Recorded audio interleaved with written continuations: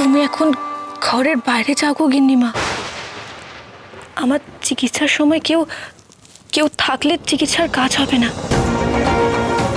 বাইরে যাব? হ্যাঁ গো, তুমি বাইরে গিয়ে নজর রাখো যেন কেউ ভেতরে না এসে পড়ে।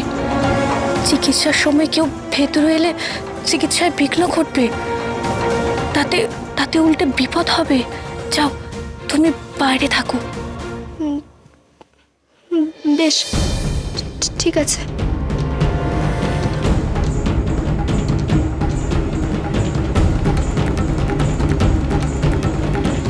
তোমার নামটা কি গো পৌষ্টমী? তোমার মুখটাও ঠিক করে দেখলাম না, এত বড় ঘোমটা দিয়েছ। যার হাতে আমি স্বামীর ভাগ্য সঁপে দেব তার মুখটা একবার দেখবো না? দেখি তোমার ঘোমটাটা সরাও, দেখি, দেখবো তোমার মুখটা আমি।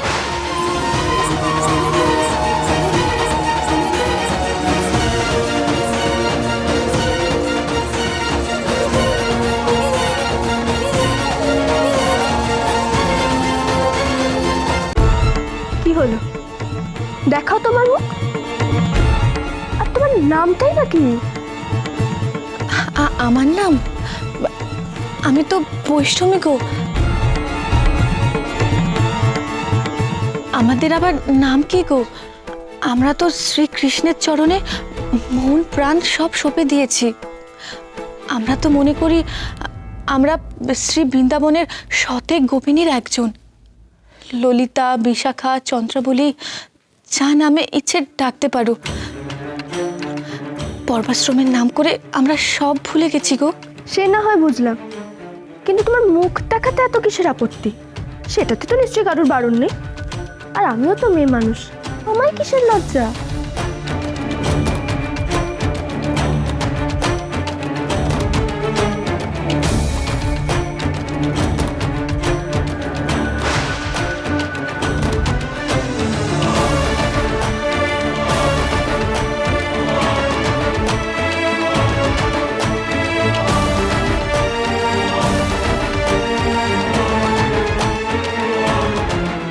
সাধে কি আর মুখ দেখায় না?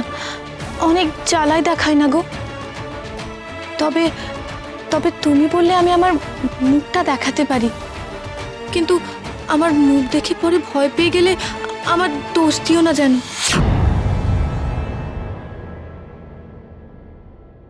কেন ভয় পাবো কেন? শ্রীকৃষ্ণের চরণে ঠাঁই নেবার আগে আমি যে বাড়িতে রান্নার কাজ করতাম, সেই বাড়িতে একবার আগুন লেগে আমার মুখটা এমন করে পুড়ে যায় যে আমার পোড়া মুখ যে দেখে সেই ভয় পেয়ে যায়। কি দেখবে নাকি আমার সেই ভয়ানক মুখ? থাক বাবা থাক, আর মুখ দেখে কাজ নেই। তুমি বরং যেটা করতে এসছো সেটাই করো, নাহলে আমার যেমন বিপদ হবে তুমিও কিন্তু পার পাবে না, কথাটা যেন মনে থাকে।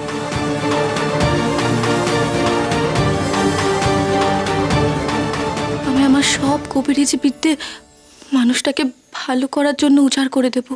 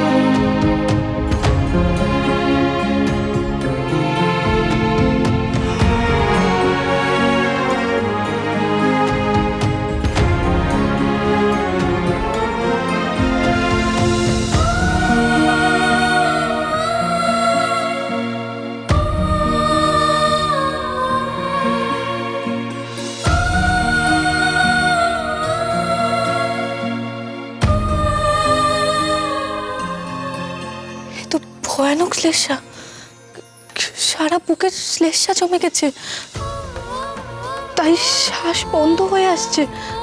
কি করে এমন হলো? এমন মারাত্মক ঠান্ডা কি করে লাগলো? আর বলো কেন, ওর ওই বড় বউ যে কিছুকাল আগে মরেছে, তার আত্মা।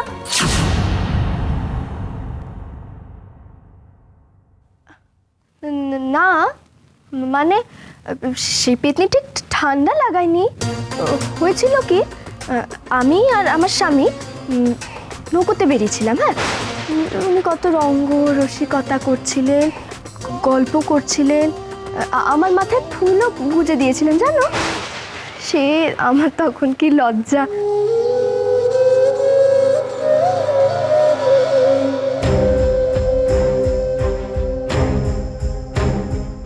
বেশ ভালোই সময় কাটছিল জানো, কিন্তু হঠাৎ খুব ঝড় বৃষ্টি শুরু হয়ে গেল।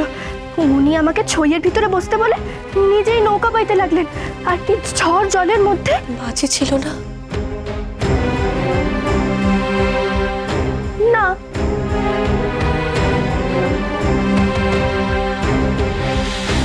কি যে বলো না তুমি পোষ্টমী, আমরা তো একান্তের সময় কাটাবো বলেই তো নৌকা বিহারে বেরিয়েছিলাম। পরপুরুষের সামনে আমার লজ্জা করতো না। সেই ঝড় জলে ভিজেই তো আজ ওনার এই অবস্থা।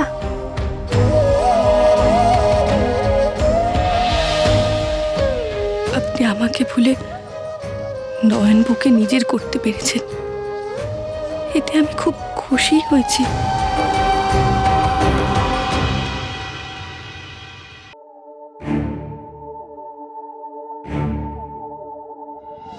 একে কেন বলবো? বড় বউকে ভালোবেসে আজ ওনারই দশা।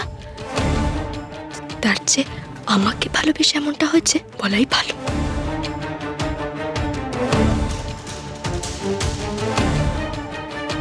যাই হোক, আমি তোমার স্বামীকে সুস্থ করে দিতে পারবো মনে হয়। পারবে? তাহলে তাই করো। কিন্তু তার জন্য তো ওষুধ জড়িবুটি লাগবে, সেসব তো আমি সঙ্গে আনিনি। তাও তো বটে, তুমি তো আবার কীর্তন গাইতে এসছো, তাহলে কি হবে?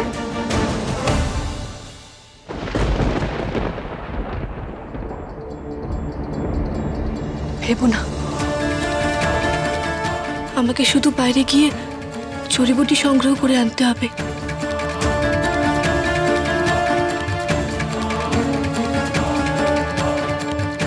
সেটা দিলেই উনি সুস্থ হয়ে যাবেন। কিন্তু এত লোকের সামনে দিয়ে তুমি বাইরে যাবে কি করে? তুমি এক কাজ করো, চারিদিকে ধুনির ধোঁয়া দাও।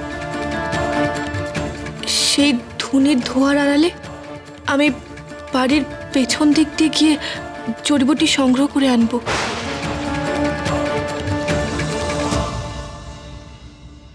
পারবে বাড়ির পিছন দিক দিয়ে যেতে?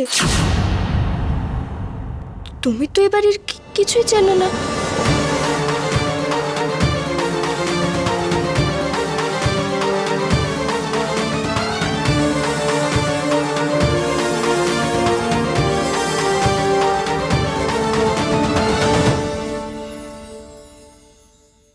আমি থাকতে আপনার কোনো ক্ষতি হতে দেব না। আপনার মন ভালো আছে বুঝেছি, আপনার শরীরটা আমি ভালো করে দেব। যেও না, আমাকে ছেড়ে যেও না। আপনার ভালোবাসার মানুষ খুব তাড়াতাড়ি আপনার কাছে চলে আসবে, কোথাও যাবে না সে। আর একটু ধৈর্য ধরুন।